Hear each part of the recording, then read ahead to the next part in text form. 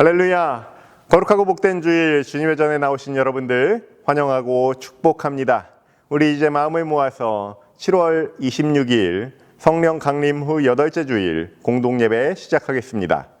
먼저 주보에 나와 있는 공동기도 함께 읽으시면서 하나님 앞으로 나아갑시다. 모든 인간을 귀하게 창조하신 주님, 여성들이 안전하게 일상을 살 수 있는 세상이 속히 오게 하소서. 특별히 교회 공동체가 창조 질서를 따라 여성들을 존중하고 평등하게 대하게 하소서. 더불어 약자 편에 서서 생각하고 회복하는 일에 앞장서게 하옵소서. 위로와 치유의 손길을 내리시는 주님, 연약한 이들이 우리 가운데 있습니다. 깨끗하게 치료받고 회복할 수 있도록 도와주소서. 함께하는 가족들에게도 힘을 주시옵소서. 우리 가족을 넘어 주위에 아파하는 이들을 기억하게 하시고 힘을 합쳐 도울 수 있는 길을 찾는 선한 이웃이 되게 하옵소서. 살아계신 우리 주 예수 그리스도의 이름으로 기도드립니다. 아멘. 우리 이제 주님 가르쳐 주신 기도드립시다. 하늘에 계신 우리 아버지여, 이름이 거룩히 여김을 받으시오며 나라의 임하옵시며 뜻이 하늘에서 이룬 것 같이 땅에서도 이루어지이다. 오늘날 우리에게 일용할 양식을 주옵시고 우리가 우리에게 죄 지은 자를 사하여 준 것 같이 우리 죄를 사하여 주옵시고 우리를 시험에 들게 하지 마옵시고 다만 악에서 구하옵소서. 대개 나라와 권세와 영광이 아버지께 영원히 있사옵나이다. 아멘. 우리 함께 찬송가 15장 하나님의 크신 사랑 함께 찬양합시다. 하나님의 크신 사랑 하늘에서 내리사 우리 맘에 항상 계셔 온전하게 하소서. 우리 주님 자비하사 사랑 나라하시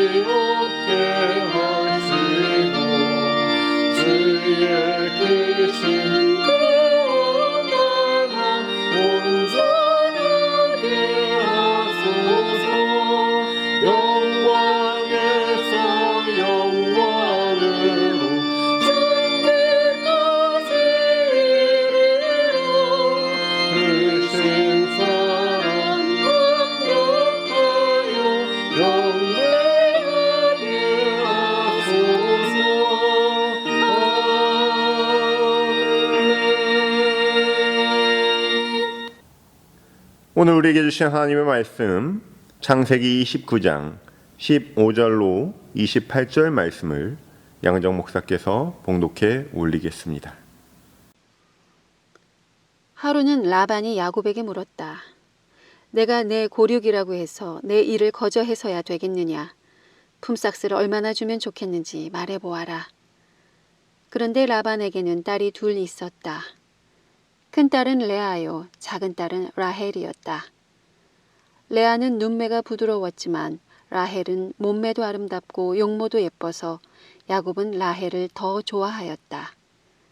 그래서 그는 7년 동안 외삼촌 일을 해드릴 터이니 작은 따님 라헬을 달라고 청하였다. 라반은 다른 사람에게 주는 이보다 너에게 주는 편이 낫겠다 하면서 같이 살자고 하였다.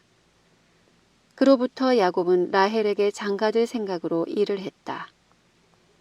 7년이라는 세월도 며칠밖에 안 되듯 지나갔다. 그만큼 그는 라헬을 좋아했던 것이다. 마침내 야곱은 라반에게 기한이 다 찼으니 라헬을 아내로 맞아 같이 살게 해달라고 요구했다. 그래서 라반은 그 고장에 사는 사람들을 모두 청해놓고 잔치를 베풀었다. 밤이 되어 라반은 딸 레아를 야곱에게 데려다 주었다. 그것도 모르고 야곱은 그와 한자리에 들었다. 이때 라반은 딸 레아에게 자기의 계집종 질바를 몸종으로 주어 거느리게 하였다. 아침이 되어 야곱이 눈을 떠보니 어이없게도 그것은 레아였다. 야곱은 라반에게 항의하였다. 삼촌이 저에게 이러실 수가 있습니까? 저는 라헬에게 장가들려고 삼촌 일을 해드린 것이 아닙니까? 왜 저를 속이시는 것입니까? 라반은 우리 고장에서는 작은 딸을 큰 딸보다 먼저 시집 보내는 법이 없네 하며 부탁하였다. 초래기간 한 주일만 채우면 작은 딸도 주지. 그 대신 또 7년 동안 내 일을 해주어야 하네. 야곱은 그 말대로 한 주일을 채웠다. 그제야 라반은 야곱에게 딸 라헬을 아내로 주었다. 주님의 말씀입니다. 하나님께 감사드립니다. 할렐루야. 한 주간 잘 지내셨습니까? 요즘 날씨가 더워지고 있는데 건강 특별히 잘 챙기시기 바랍니다. 좋은 생각도 많이 하시고 재미있는 이야기도 들으시면서 더위도 이겨내시고 코로나도 이겨내시는 저와 여러분 되시기를 바랍니다. 그런 차원에서 오늘은 제가 퀴즈를 하나 준비했어요. 직업별 최고의 거짓말이 무엇인가 한두 번쯤 들어보셨을 거예요. 여러분도 한번 맞춰보시기 바랍니다. 먼저 제가 예를 한번 들어드릴게요. 모범생이 말하는 최고의 거짓말은 뭐냐면 아유 이번 시험은 완전히 망쳤어 라고 하는 거래요. 그러면 간호사가 말하는 최고의 거짓말은 무엇일까요? 힌트를 드리면 주사기를 쓰죠.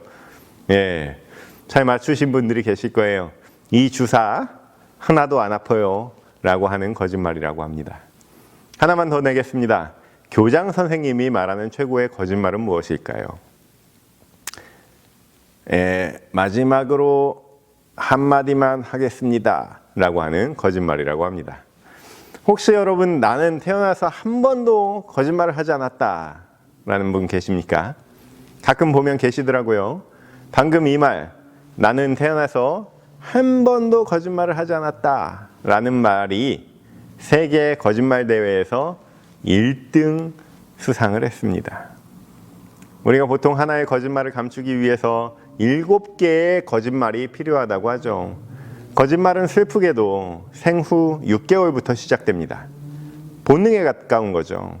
어른들은 더합니다. 우리가 말로는 거짓말을 못하는데 감정을 감추는 거짓말을 할 수밖에 없잖아요. 사회생활을 하다 보면. 이렇게 감정을 전문적으로 속일 수 있는 사람을 우리는 탤런트나 연예인이라고 부르죠. TV만 켜면 아무 때나 볼 수가 있어요. 이렇게 넌센스로 재미로 말하는 거짓말 말고 진짜 남을 속여서 이익을 챙기려는 사람들이 있습니다. 이런 사람들을 거짓말쟁이라고 하죠. 또 사기꾼이라고 하죠. 바울 사도는 사랑하는 믿음의 아들 디모데에게 쓰는 편지에서 악한 사람들에게 이렇게 경고합니다. 그들은 날로 더 사악해져서 남을 속이기도 하고 남에게 속기도 할 것입니다. 사람들을 속이는 사람들이 제일 잘 당하는 게 뭐냐면 속는 거예요. 세상은 공평합니다. 주는 대로 받는 거예요. 속이는 사람은 속임수에 가장 잘 당해요. 오늘 본문의 야곱이 바로 그런 전형적인 케이스입니다. 야곱은 라헬을 처음 만난 날부터 사랑에 빠졌죠. 한눈에 반했습니다. 그런데 그토록 원했던, 사랑했던 아름다운 라헬과 결혼식을 마치고 나니 그 다음날 아침에 깨어보니 옆에 누가 누워 있습니까? 라헬이 아니고 레아가 누워 있는 거예요. 언니 레아가 옆에 누워 있습니다. 속이던 인생은 속기 마련입니다. 여기서 고백하는 야곱의 표현이 정말 시적이에요. 아주 인상적입니다. 눈을 떠보니 레아였다.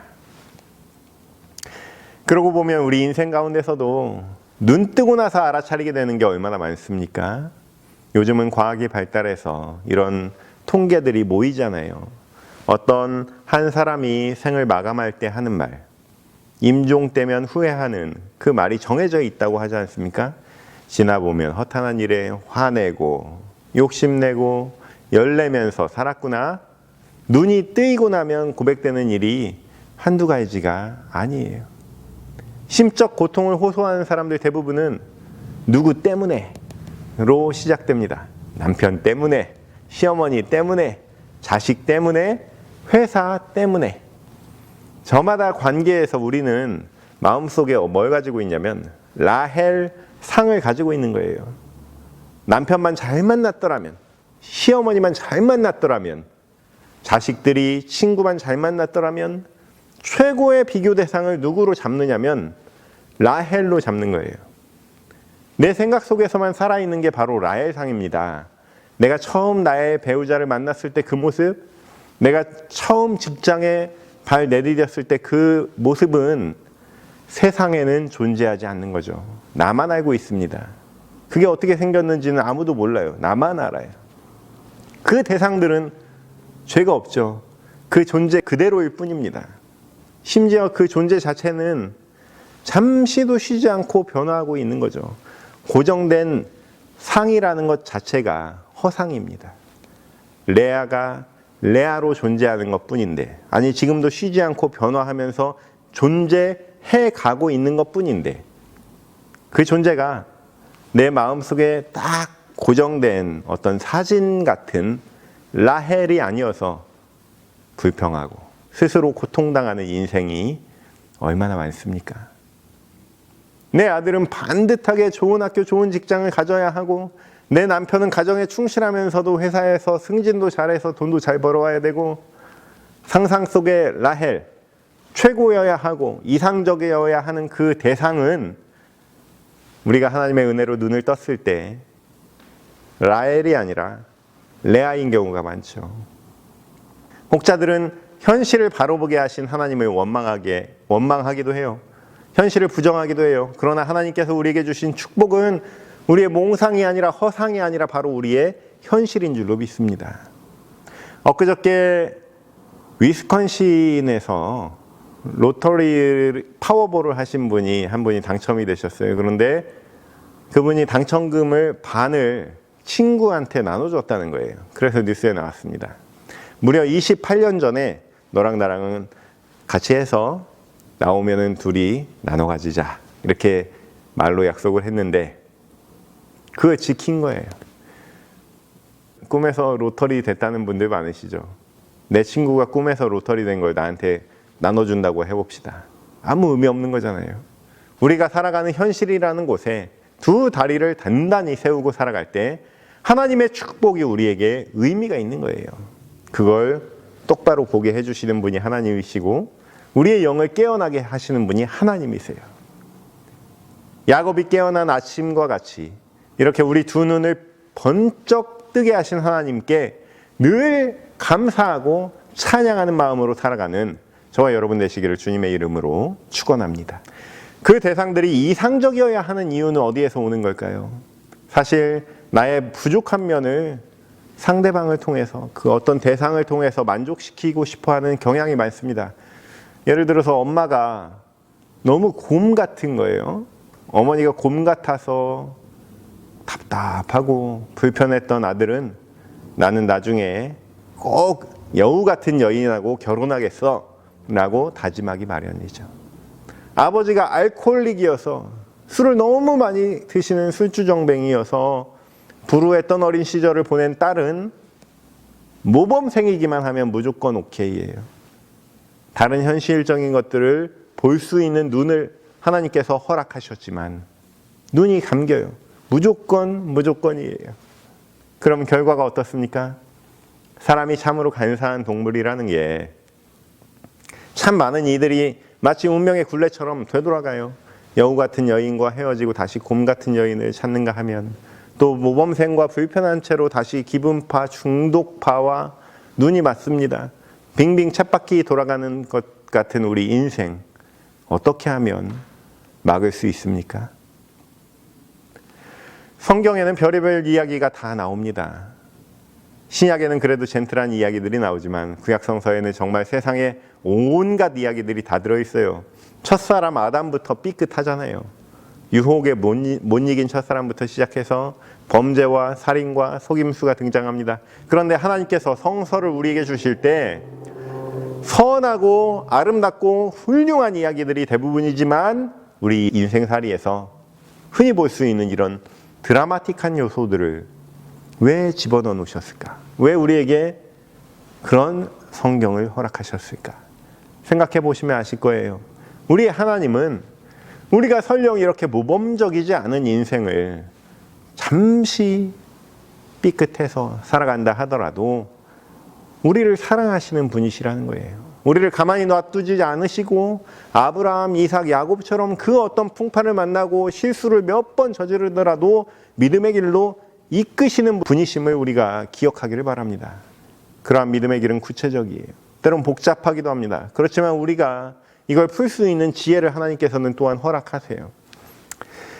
얼마 전에 아는 목사님이 운전을 하고 하는 길에 어떤 분이 도로가에서 쓰레기를 열심히 줍는 거예요. 그래서 와, 훌륭하시다. 이렇게 더운데 하면서 축복하는 마음이 생겼다고 그래요.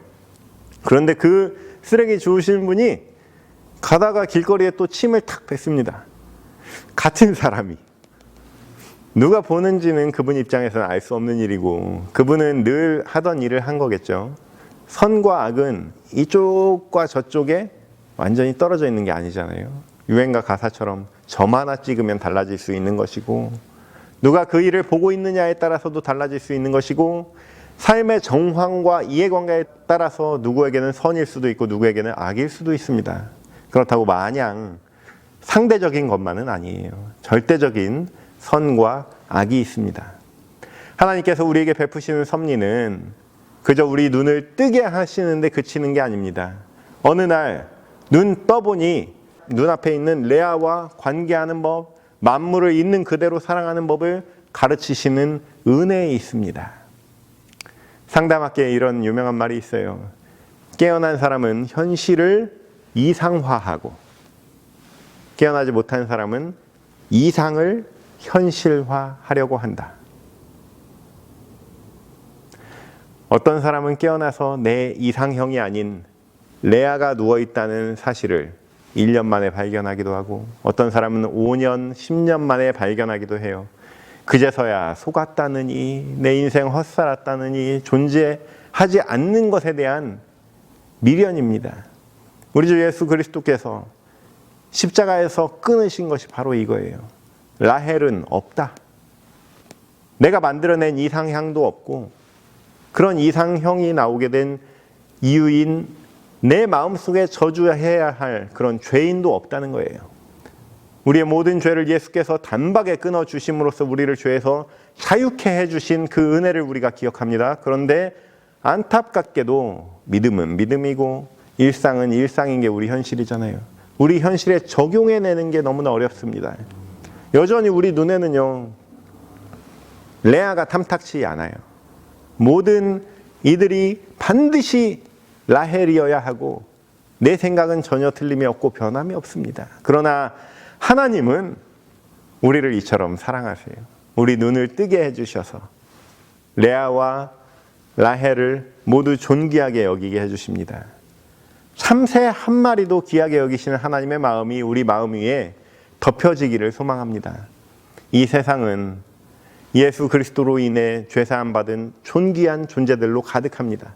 그러한 만물에 대한 사랑이 가득하고 감사가 가득하여서 하나님께 날마다 우리 일상을 예배로 올려드리는 저와 여러분 되시기를 주님의 이름으로 축원합니다. 기도하겠습니다. 주님 감사합니다. 우리 눈을 뜨게 해주시고 잠에서 깨게 해주심에 감사드립니다. 상투적인 허상을 쫓아 신앙생활 따로 일상생활 따로가 아니라 우리 삶 가운데 사랑으로 역사하시고 개입하시는 하나님의 섭리를 기억하게 하여 주옵소서. 우리 눈앞에 어디서나 존재하는 수많은 레아들을 향해 마음문을 열게 하시고 그로 인해 우리 내면을 다시금 들여다보게 하여 주옵소서. 예수님의 이름으로 감사하며 기도드리옵나이다. 아멘. 네, 우리 함께 찬송가 438장 내 영혼이 은총 입어 함께 찬양합시다. 영혼이 은총 입어 중한 죄짐 벗고 보니 슬픔 많은 이 세상도 천국으로 화하구나. 할렐루야 찬양하세. 내 모든 죄 사함받고 주 예수와 동행하니 그 어디나 하늘나라 주의 아들 맺기 전에 멀리 불던 하늘나라 내 마음속에 이루어지니 날로 가깝도다. 할렐루야 찬양하세. 내 모든 죄 사함받고 주 예수와 동행하니 그 어디나 하늘나라 높은 산이 어춘들이 소망이나 눈물이나 내 주 예수 모시 그 어디나 하늘나라 할렐루야 찬양하세. 내 모든 죄 사함받고 주 예수와 동행하니 그 어디나 하늘나라. 이제는 우리 주 예수 그리스도의 은혜와 우리 하나님의 극진하신 사랑하심과 성령의 감동감화 역사교통 충만하심이 오늘 이 자리에 나와 우리의 모든 고정되고 편향된 옛 생각들을 주님께 내려놓고 주께서 인도하시는 사랑과 감사로 가득 찬 일상의 세기를 걸어가길 소망하는 모든 교우들과 그들의 모든 가족들 머리 위에 그리고 우리가 중보하는 모든 연약하고 가난한 이들 위에 지금부터 영원까지 함께 계시기를 간절히 축원하옵나이다. 아멘.